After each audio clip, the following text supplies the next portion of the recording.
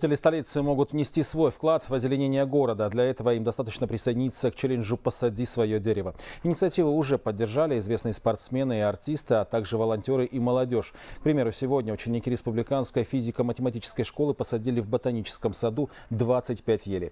К челленджу присоединились и столичные обслуживающие организации.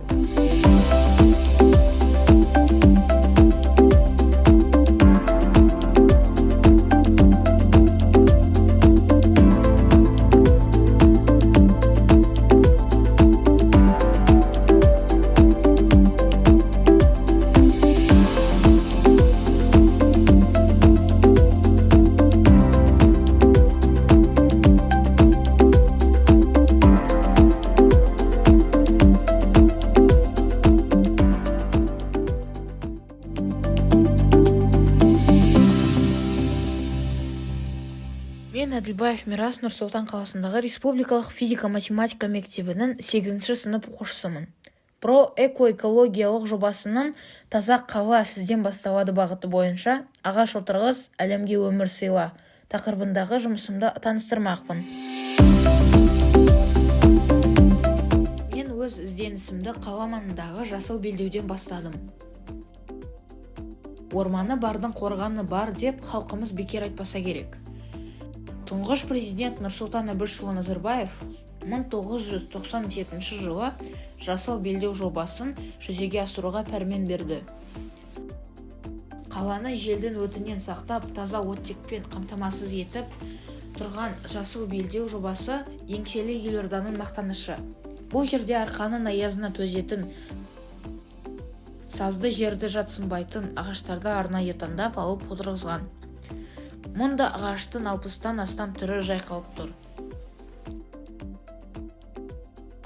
Қайын, қарағай, шыршадан бастап қарақат пен жиде, алма ағаш пен шиеге дейін жайқалып өсуде. Бұл орман алқабы бүгінде қаланы жазда шаңнан, қыста боран мен қарлы бұрқасынан қорғайды. Осының нәтижесінде қаланың климаты жұмсара түсті. Жалпы алғанда Қазақстан аумағының 3 миллионға жуық шақырымын далалық аймақ алып жатыр. Орманда алқап бар болғаны 8-10% ғана. Егер біз жыл сайын Қазақстанның барлық аймағында көгалдандыру жұмысымен айналыссақ, Қазақстанды жасыл өлкеге айналдырар едік. Бұл адам денсаулығына пайдалы, тыныс алуға жеңіл, табиғат үшін береке байлық, туған жердің көркі. Еліміздің әр аймағындағы жастарды осындай істерді атқаруға шақырамын. Біздің мектепте жыл сайын көктемде өз ағашынды отырғыз акциясы өтеді. Түлектер аллеясына 2018 жылдан мектеп бітіруші сыныптар ағаш отырғызады. Мектеп ашылған 5 жыл ішінде біздің түлектеріміз бен оқушыларымыз 200-ден аса ағаш отырғызды. Мен де өз үлесімді қосып келемін. Мынау мен отырғызған ағаш. Осы жазда ботаникалық баққа келіп, біздің оқушыларымыз осы ағаштарды отырғызды. Мен кішкентай да болса өз елімнің көгалдануына үлес қосқаныма қуаныштымын.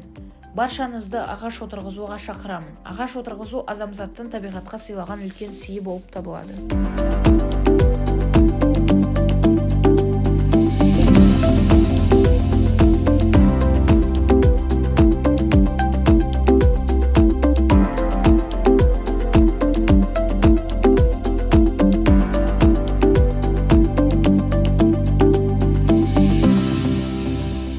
Табиғатқа өз үйіндей қарап, оны аялаған адамның да қоршаған аясы әдемі болмақ.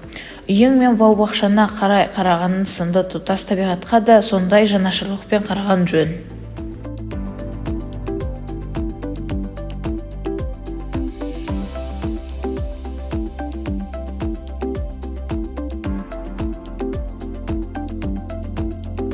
Қоршаған ортасы лас, суы лаң, ағашы улы табиғаттың адамға да зияны көп екені айтпаса да белгілі.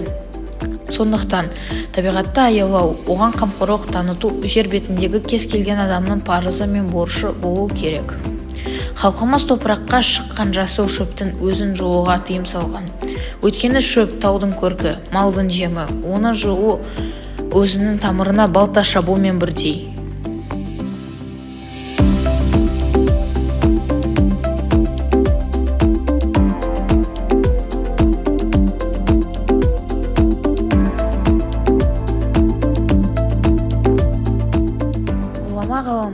Қуаныш Сәтпаевтың туған жердің тағдыры толғантпаған, жаны тебіреніп, ол туралы ойламаған жігітті қайтып азамат дейміз. Туған жердің қара тасын мақтан ете білмеген азамат бөгде жердің алтын тасын да мақтап жартпақ емес деген жан тебіренісі еріксіз ойға оралады. Ендеше елім, жерім деген ел азаматы өз туған жерінің тағдырына немқұрайлы қарамай, қоршаған ортаның тазалығына ат салысуы тиіс. Адам табиғатқа мейірімділікпен, сүйсіншілікпен, қамқорлықпен қарап, үйлесімділік сақтағанда адамзат баласы үшін табиғат кең сарай, мәңгі тозбас құтты қоныс болады.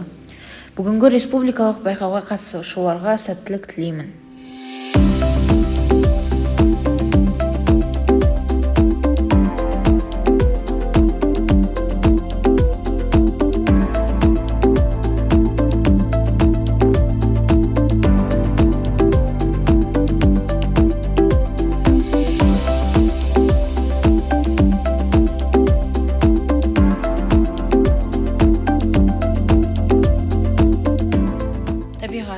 Адамзат өмірін сүріп жатқан орта, ортақ үй, ортақ мекен.